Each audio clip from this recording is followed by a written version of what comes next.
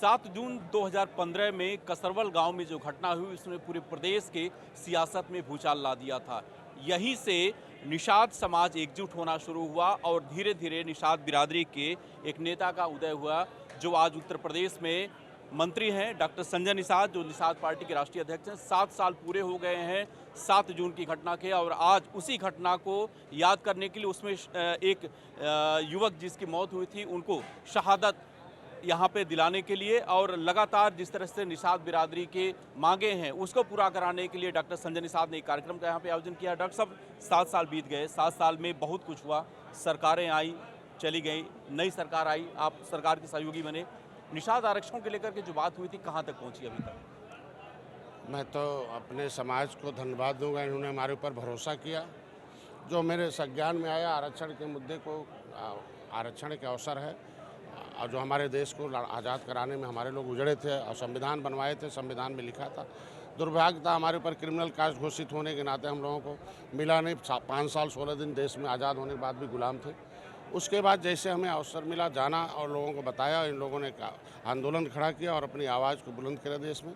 उसी तरीके से कि जिस तरीके से सारे नेता हमारे लोग कुर्बान होकर मैन सिंह राजपूत, धनराम वर्मा, रघुवर दास बर्मन, मोहनलाल, जयपाल कश्यप, झूरी बिंद, जमुना निषाद, फूलन देवी, जो भी नेता आता रहा वो मार दिया जाता रहा। लेकिन हमने एक सेना बनाई, कफन बांध कर निकला और यही सी जगह था और हम लोगों ने आंदोलन किया था। लेकिन पिछली सरकार ने इतनी क्रूरता की थी कि अंग्रेज़ जो है उससे कम क्रूर थे। हम ही देश आज़ाद कराए हों, 30 साल से हाथी साइकिल का बटन दबाकर हम लोग सत्ता में पहुँचाते थे। हाथी रोक लगाती थी साइकिल, उसे हमें बिछड़ निकालती थी, लूटती थी हमारी नौकरियों पर। आरक्षण आंदोलन राजस्थान में शुरू हुआ, वहाँ एक गोली नहीं चली, 1 महीने बैठे थे हम लोग 1 घंटे के अंदर। यहाँ 7 घंटे गोली चली। 7 जून 2015 को 7 साल आज पूरे हो गए। वो 7 घंटा जो गोली चली थी उसको याद करने के लिए आए हैं और संघर्ष करने के लिए आए हैं। आरक्षण की लड़ाई अब निर्णायक दौर पर हो गई है।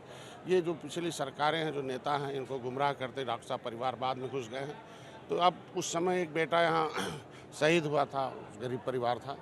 मैं अब उस परिवार के आज कफन बांधने के लिए इकट्ठा किया हूँ।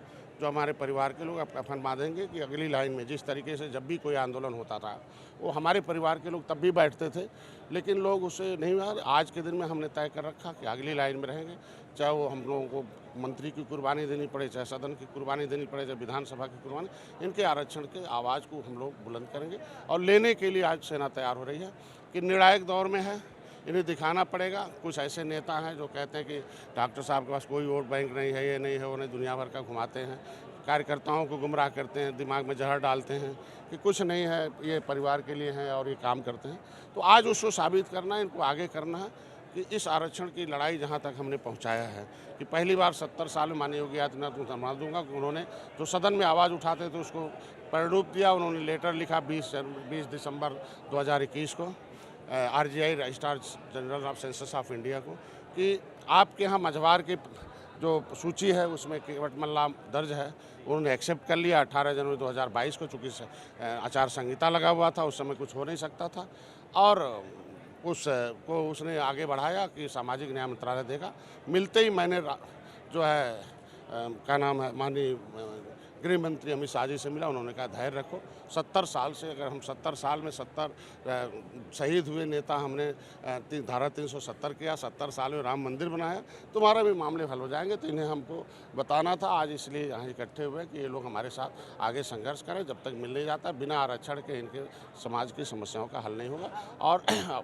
और ये भी बताना था कि भाई हम इनके लिए जो मत्स्य मंत्रालय मिला, कैसे इनके लिए रोजी रोटी की व्यवस्था कर सकता हूँ, उससे 24 घंटे हम काम कर रहे हैं। आपके पीछे जो तमाम लोग खड़े हैं उस आंदोलन में ये सभी जेल गए थे, मुकदमे तमाम दर्ज हुए अभी तक, लेकिन मुकदमे वापस नहीं हुए। आपने इस मामले को विधान परिषद में उठाया भी था, भावुक भी हो गए थे। ये जो है देखिए लड़ाई है, न्यायालय है और सरकार को लिख रखा है, उस पर जांच चल रहा है और सरकार ने आश्वस्त किया कि मुकदमे में वापस करेंगे।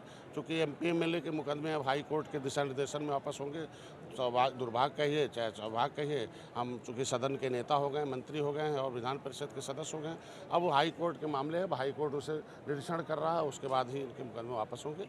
मुकदमे तो बहुत होते हैं, मुकदमे से दर्द नहीं है, लेकिन हमारे समाज के जो साथी थे, इनके शरीर का कोई अंग नहीं बाकी होगा, किसी पिटाई हुई थी। और ये जो नौजवान है फर्जी कट्टे में इनको बंद किया गया था इन समूह को।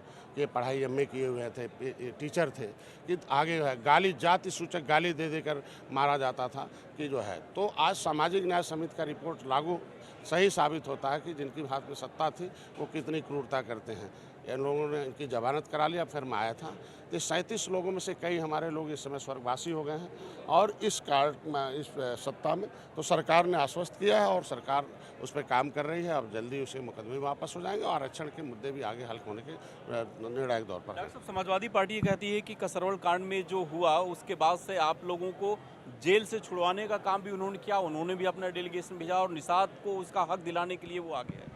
डेलीगेशन क्या भेजा था? अगर डेलीगेशन भेजता तो सबसे बड़े मतलब आतंकवादियों हो या बहुत बड़ा अपराधी हो, क्रूर अपराधी के लिए तन्हाई जेल बनती है। तो उसके नेता, निषाद समाज के नेता इतने दोस्त था कि मैं अपने समाज को इकट्ठा करके अपनी आवाज़ उठा रहा था। हमें तन्हाई में रखा गया था और तन्हाई में हमें जान से मारने की भी कोशिश की गई थी। और किस तरीके से हमें इनकाउंटर करने के आदेश थे, कैसे हमारे समाज के लोगों ने। मैं तो धन्यवाद दूंगा उस समय माननीय योगी आदित्यनाथ ने, उस समय सांसद थे और उन्होंने हस्तक्षेप किया और राजनीतिक प्रकरण में आ गया, इसलिए सरकार को बैकफुट पर आना पड़ा। नहीं तो हम तो मारे ही जाते, हमारे साथियों को भी नसाते। तो ये से ही उसका इनको अब वो समाज, मैं कहता हूँ कि आज के दिन में हमारे लोग हाथी का बटन छूना बंद कर दे। क्यों नहीं हाथी आ जाती है? क्यों साइकिल का बटन छूना बंद हो, क्यों नहीं आ जाती है? क्योंकि इनके मन में है कि वोट सबका ले लो, काम अपने लोगों का करो।